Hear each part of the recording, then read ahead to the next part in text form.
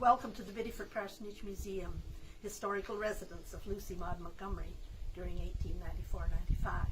Come in, relax, and join us for Storytime with LM Montgomery. Hi, my name is Donna Williams, and today I'm reading you a little story from the LM Montgomery series of Among the Shadows. These tales are from the darker side of her stories. One summer, I was attacked by the craze for amateur photography. It became chronic afterwards, and I and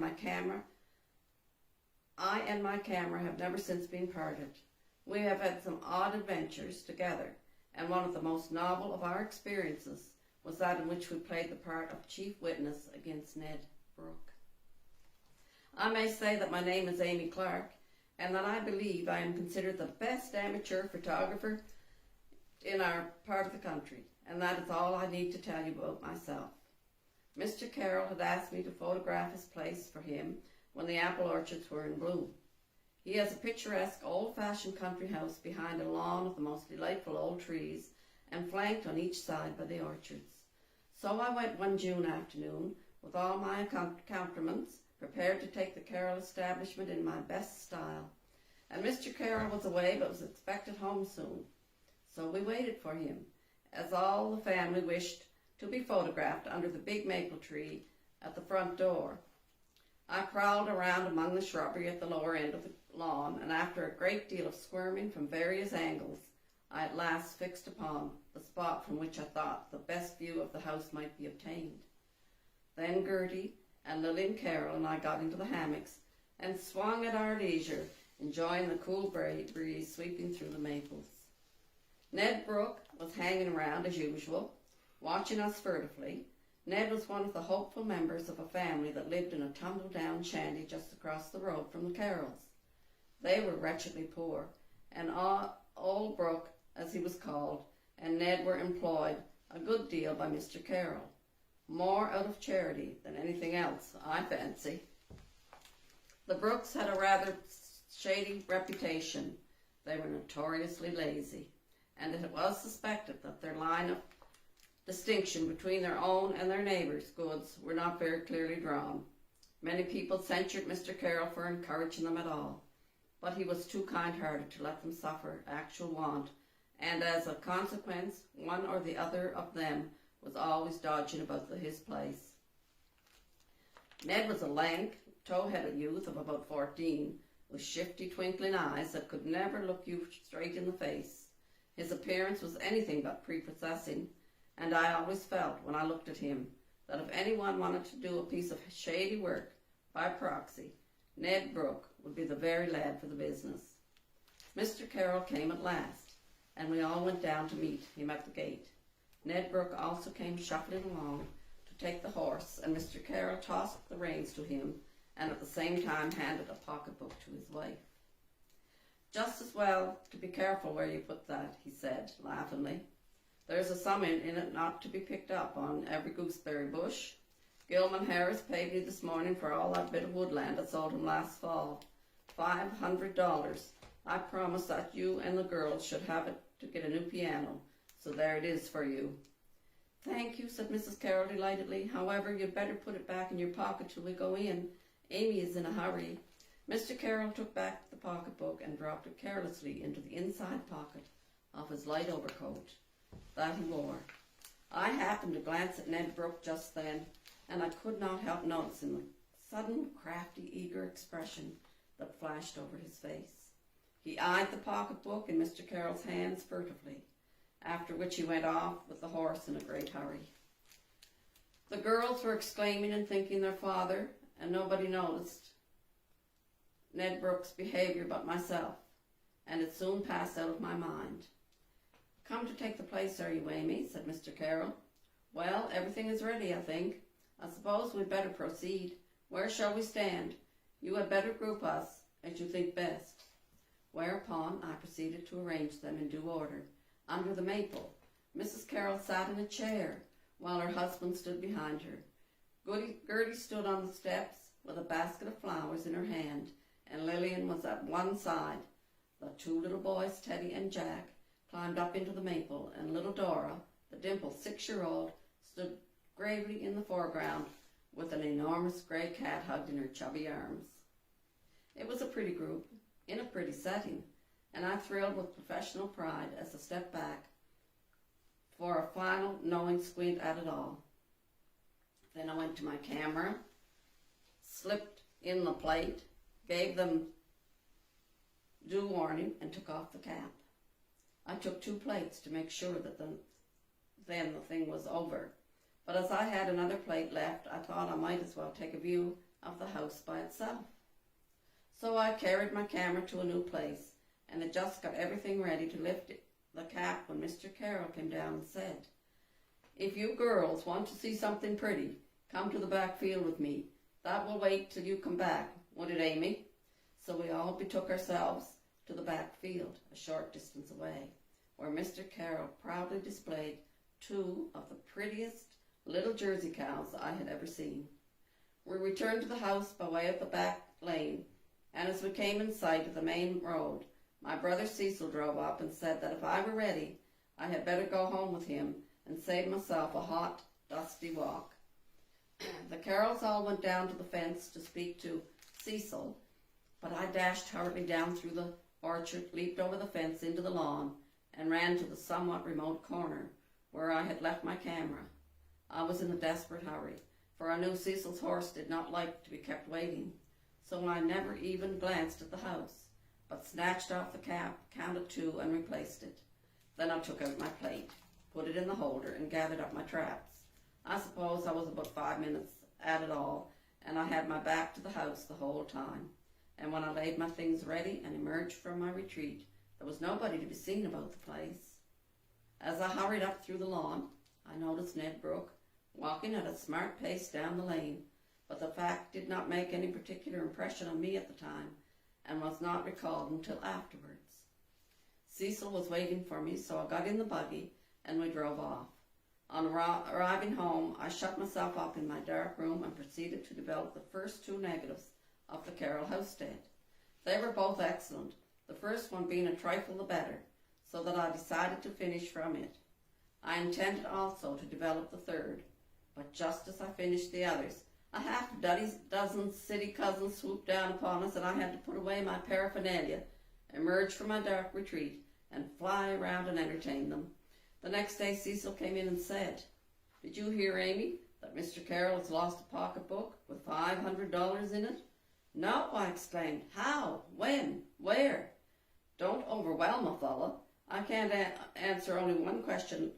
Last night, as to the how, they don't know, and as to the where, well, if they knew that, there might be some hope of finding it.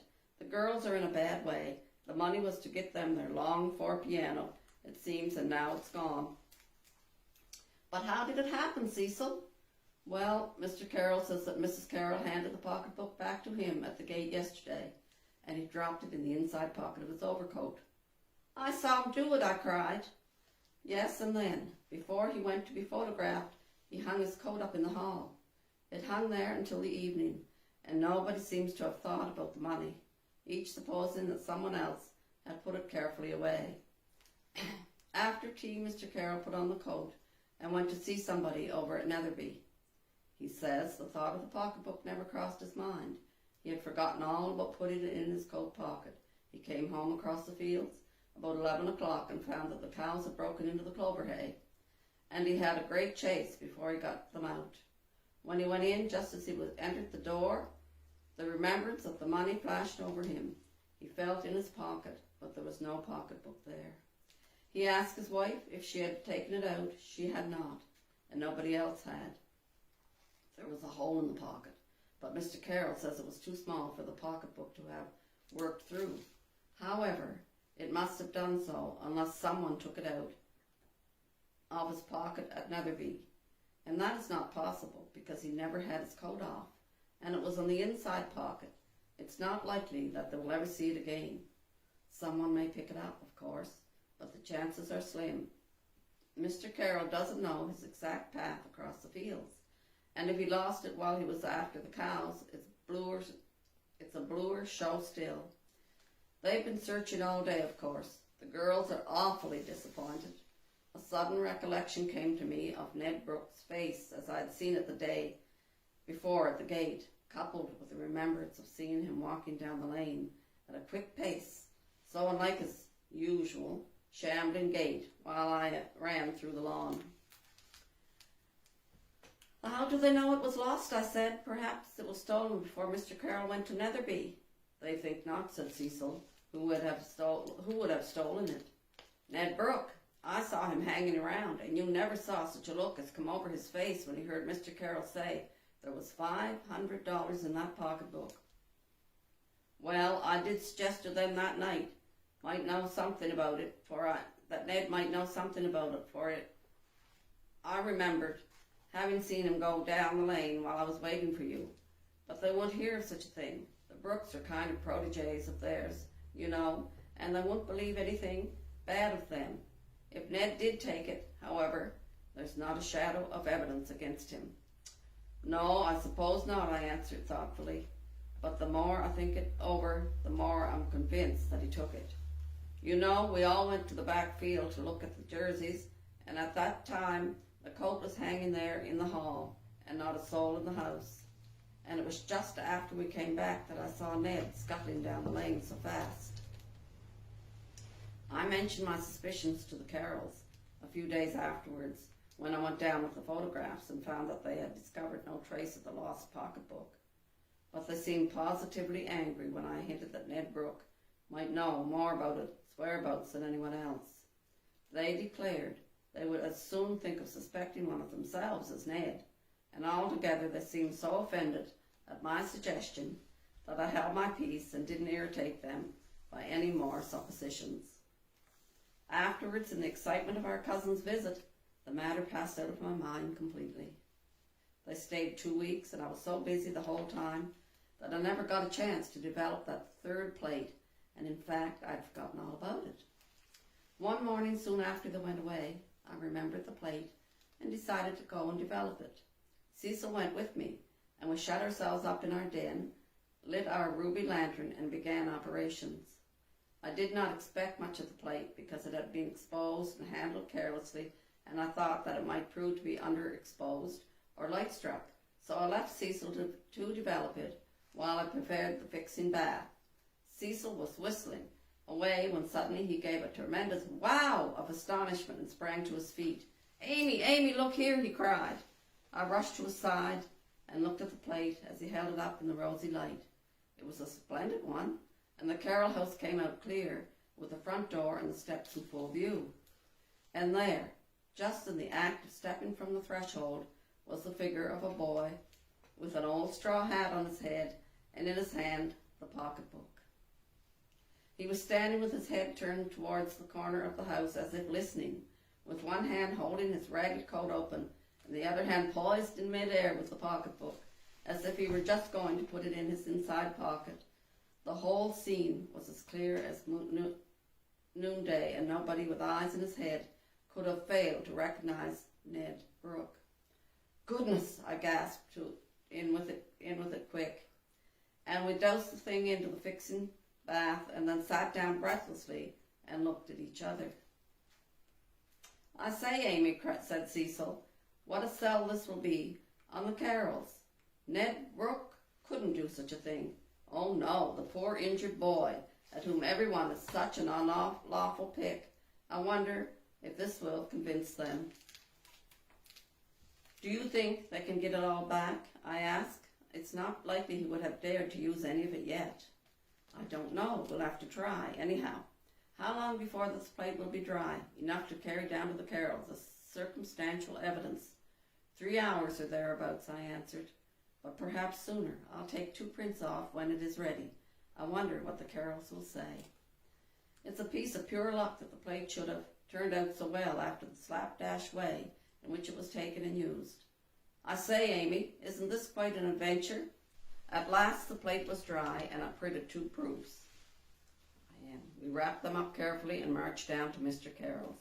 You never saw people so overcome with astonishment as the Carrolls were when Cecil, with the air of a statesman, unfolding the evidence of some dreadful conspiracy against the peace and welfare of the nation, produced the plate and the proofs, and told them and held them out before them. Mr. Carroll and Cecil took the proofs and went over to the Brook shanty. They found only Ned and his mother at home.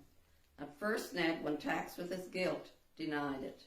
But when Mr. Carroll confronted him with the proofs, he broke down in a spasm of terror and confessed all. His mother produced the pocketbook and the money. They had not dared to spend a single cent of it, and Mr. Carroll went home in triumph. Perhaps Ned Brooke ought not to have been left off so easily as he was, but his mother cried and pleaded, and Mr. Carroll was too kind-hearted to resist. So he did not punish them at all, save by utterly discarding the whole family and their concerns. The place got too hot for them after the story came out, and in less than a month all moved away, much to the benefit of Mapleton.